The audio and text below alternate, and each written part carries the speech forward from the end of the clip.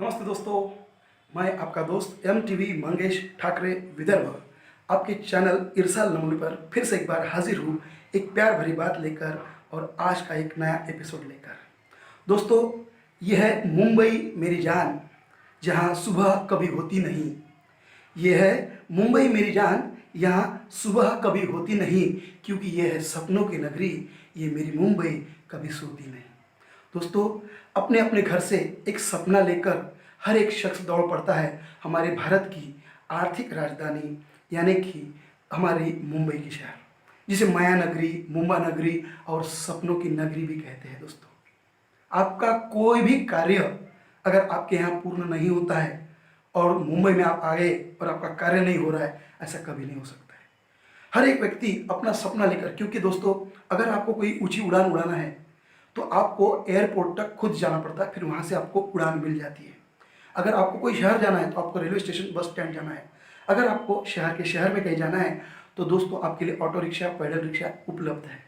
लेकिन आपको अगर लंबी उड़ान लेना है, आपको एक आसमान छूना है, तो इंटरनेशनल एयरपोर्ट तक जैसे हमें पहुंचना पड़ता है, वैसे ही अपने सपनों को उड़ान देने के लिए हमें मुंबई तक पहुंचना पड़ता है। हर एक गांव से हर एक शख्स अपना एक सपना लेकर मुंबई में आता है। वो अपने कार्य के प्रति हो, सिनेमा के प्रति हो, कोई मिनिस्टर बनना चाहता है या फिर कोई भी बात हो, हर चीज़ के लिए।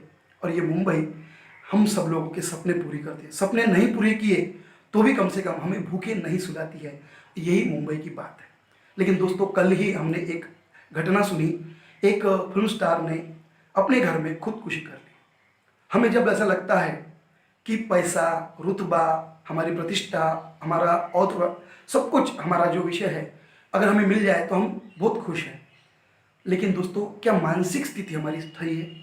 मुंबई में आने वाले हर एक शख्स का सपना मुंबई पूरा नहीं कर सकती। सिर्फ 20% लोग हैं एवरेज में जो अभी तक सक्सेस हो गए हैं, लेकिन 80% लोग अभी भी परेशानी में हैं। और हर एक शख्स उस 20% लोगों को देखकर मुंबई को नगरी को फिर से एक बार आने की कोशिश करता है, देखता है कि क्या हो रहा है। अभी ये साल हमारे लिए बहुत ही थोड़ा विचित्र लगा। हम अच्छी भाषा में अगर कहें उसको और जनरल बात कहे तो कह सकते हैं कि मनहूस 2020 रहा। इस विषय पे हमारा एक नया वीडियो आने वाला है, उसमें मैं उस मनहूस 2020 की बात करूंगा। लेकिन दोस्तों, कल की एक छोटी सी आत्महत्या ने हमें झकझोर के रख दिया। हर वक्त होने वाली किसानों की आत्महत्या को हमें टेंशन नहीं आता, क्योंकि वो किसान है, हमें सिर्फ खाना खिलाते हैं, बाकी क्या करता है।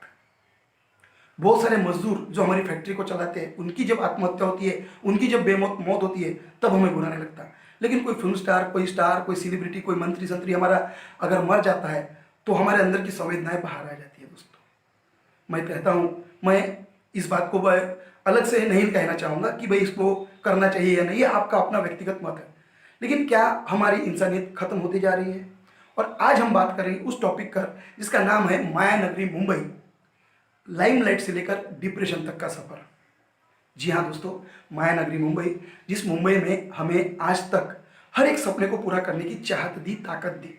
और कुछ लोगों को जिन्होंने साल भर में इतने पैसे कमाए हैं जो उन्होंने जिंदगी में सोचे नहीं थे, उनको कम से कम गांव के 10 लोग जिनको नहीं पहचानते थे, उनको एक स्टारडम ने, एक लाइमलाइट ने पूरा वर्ल्ड पहचानने लगा है। उनको आप स्टार बनाते हैं। मैक्सिमम स्टार, मैक्सिमम लोगों को आप देखो दोस्तों, वो सारे के सारे लोग कहीं ना कहीं से आए हैं। और मुंबई वासी अपना रोजमर्रा का जिंदगी उन लोगों को, सपनों को देखकर, उनकी उम्मीदों को देखकर जीता है। उम्मीदों पे दुनिया कायम है और उम्मीदों भी मुंबई के लोग भी कायम है। हम भी जिंदा है तो दोस्तों एक उम्मीद के कारण, क्योंकि हमें उम्मीद है कि कल का दिन अच्छा होगा।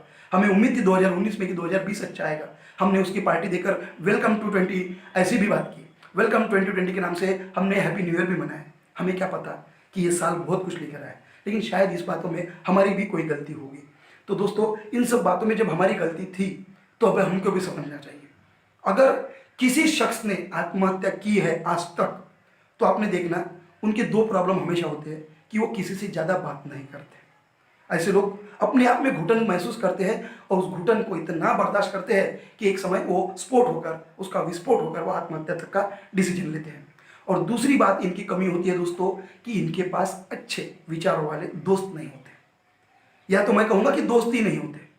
क्योंकि अगर मेरे पास अगर अच्छा खासा दोस्त है तो मैं अपनी बात दोस्तों से शेयर करूंगा। अगर नहीं करते होंगे आप तो कीजिए दोस्तों, क्योंकि आपका दोस्त आपको पीछे हटने नहीं देगा। मैं खुद गए 20 साल से काउंसलिंग कर रहा हूँ आत्महत्या करने वाले निराश डिप्रेशन लोगों के लिए। हर एक शख्स ये नहीं बताता कि मैं आत्महत्या करने वाला था, लेकिन वो घूम फिर के बताता है कि मेरी कंडीशन हुई है।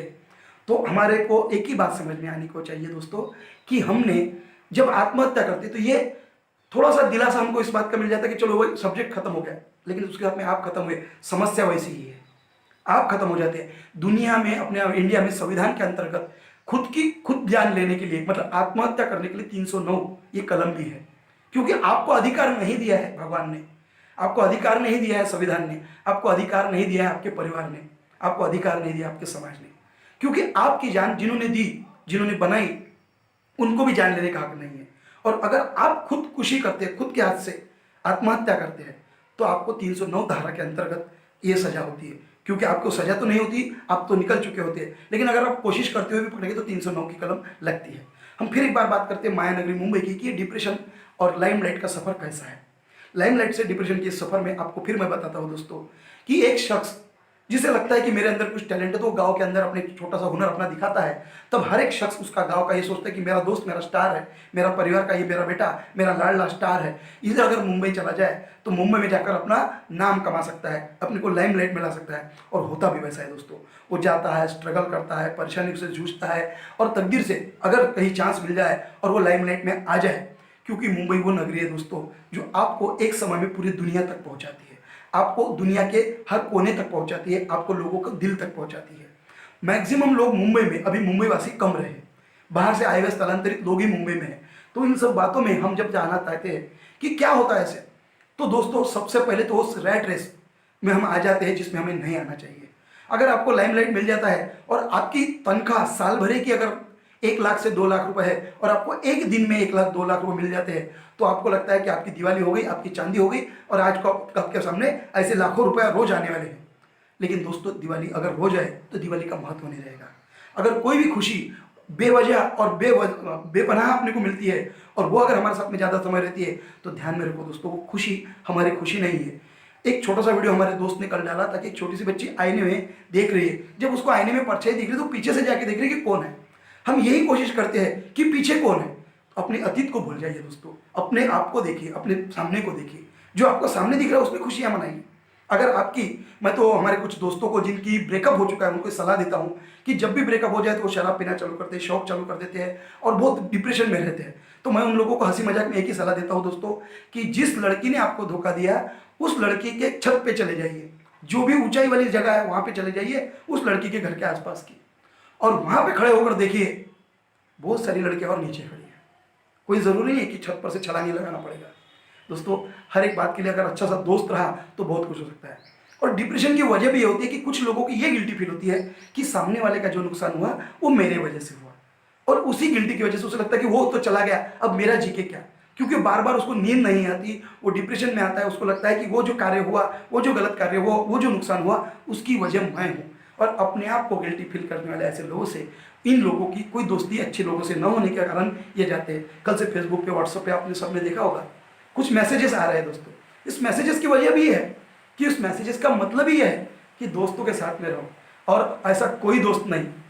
अगर मेरे एक दोस्त ने भी एक अच्छी कहानी शेयर की मुझे, जिसने कहा था कि एक दोस्त ने फोन किया 50 लोगों को और कहा कि मैं सुसाइड करने वाला हूँ। तो सबसे पहले उसने गर्लफ्रेंड को फोन किया, तो उसने कहा जानो ऐसा मत करो, मैं अभी ब्यूटी पार्लर में बाद में बात करती हूँ। फिर उसने परिवार के सदस्यों को फोन लगाया, तो उन्होंने भी कहा मजाक मत कर, बाद में बात करेंगे।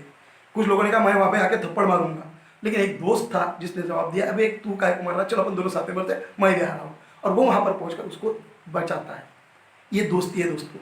अगर आपके पास इतने जिंदगी में, आपने पूरी जिंदगी में 4 दोस्त अच्छे नहीं कमाए तो आपने कुछ नहीं कमाया। पैसा कमाया कोई मतलब की बात नहीं, आपने रुतबा कमाया कोई बात नहीं, लेकिन आपका एक ईगो अगर आपके बीच में आ आता है तो उसे रोकिए। और आपकी शारीरिक स्थिति अच्छी हो, आपका फिटनेस अच्छा हो, आपका बैंक बैलेंस अच्छा हो, आपकी सारी बातें अच्छी हो, लेकिन आपकी मानसिक स्थिति अच्छी नहीं है, तो सबसे पहले तो जिस जगह पे खड़े हो उससे निकल जाइए, ऐसी जगह चले जाइए जहाँ पे आपको कोई पहचानता नहीं। आपको ध्यान में आएगा कि आपकी मानसिक स्थिति जिस वजह से परेशान थी उसका किसी को कोई लेना देना नहीं।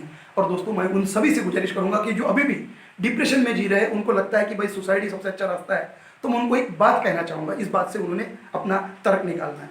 सबसे पहली बात, तुम ऐसा समझ के चलो कि आज तुम निकल गए, और सोचो कल क्या क्या होगा।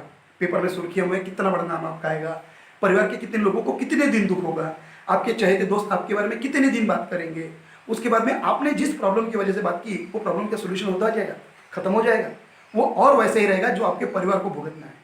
और आपके बारे में हमेशा कायर ये शब्द जुड़ा रहेगा कि आप अपने आप को सामना नहीं कर सके अपने संकटों के साथ, अपनी परेशानियों के साथ, और आपने उस बात को कायरता से ले लिया। दोस्तों, लाइमलाइट में आने के बाद अपने आप को मत भूलो। आज फिल्म सिटी में ऐसे भी कुछ ऐसे शख्स है, हमारी इंडस्ट्री में, हमारे बाकी जगह पे, हर जगह पे ऐसे भी शख्स है जो एक बार नहीं, 2 बार नहीं, 10-10 बार मरकर जिए हैं, और उनकी ज़िंदगी को ही ज़िंदगी कहते हैं दोस्तों।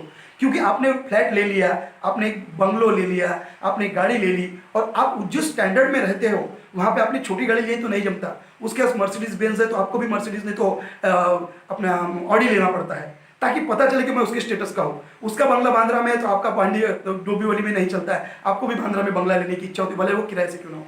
और जिस समय आप EMI वगैरह और बाकी के सब रेंट आपके पीछे लगा लेते हो, जिसका महीने का खर्चा, फिर वो मैनेजर रहो, ड्राइवर रहो, नौकर रहो, और एक शान शौकत की ज़िंदगी। दोस्तों, एक नॉर्मल ज़िंदगी भी जी सकते हो, ऐसे बहुत से उदाहरण हैं। अभी हमारे इंडस्ट्री में सलमान खान है, नाना पाटेकर जी है, और ऐसे बहुत सारे लोग हैं जो बहुत ही साधारण तरीके से रहते हैं और लोगों की मदद करते हैं। बीइंग ह्यूमन बीइंग, आप भी अच्छा काम करो, और तुम बेसहारा हो तो किसी का सहारा बनो, तुमको अपने आप ही सहारा मिल जाएगा। अगर कभी परेशानी लगे कि मेरा घर छोटा है तो एक झोपड़पट्टी का दौरा कर लो। अगर आपको लगे कि मेरा स्वास्थ्य ठीक नहीं है तो किसी जनरल हॉस्पिटल में जाके एक चक्कर मार लो। और अगर आपको लगता है कि मेरा परिवार मेरे से खुश नहीं है, या फिर मेरा परिवार, या फिर मैं मेरे परिवार से खुश नहीं हूँ, तो किसी और के परिवार में जाके देखिए दोस्तों, आपको अपनी सब बातों के जवाब मिल जाएंगे। तो दोस्तों, सलाम इंडिया, नमस्ते इंडिया, राम राम इंडिया। फिर से आपको मिलूंगा एक नए सब्जेक्ट के साथ। आप सब लोग समझदार है, मैं बताना नहीं चाहता कि आपको क्या करना है। हाँ, वो शायद वो सब्सक्राइब नाम की जो चीज़ है लिखी हुई, उसको लाल कलर में लिखा हुआ है, आपको जादू देखना है तो उस पर सिर्फ उंगली कीजिए, वो काले कलर में हो जाएगी। ये जादू करके देखिए, जल्दी हो जाएगा दोस्तों। और अगर आपको ये वीडियो फॉरवर्ड करे, अच्छा लगे तो, और साथ ही में अपने कमेंट में ये बात लिखे कि आपका कोई डिप्रेशन हो तो मेरे इस नंबर पे कांटेक्ट करें। हो सका तो आपको एक नई ज़िंदगी देने की कोशिश हमारे इस चैनल से, इस मेरे वजह से और हमारे ओर से रहेगी।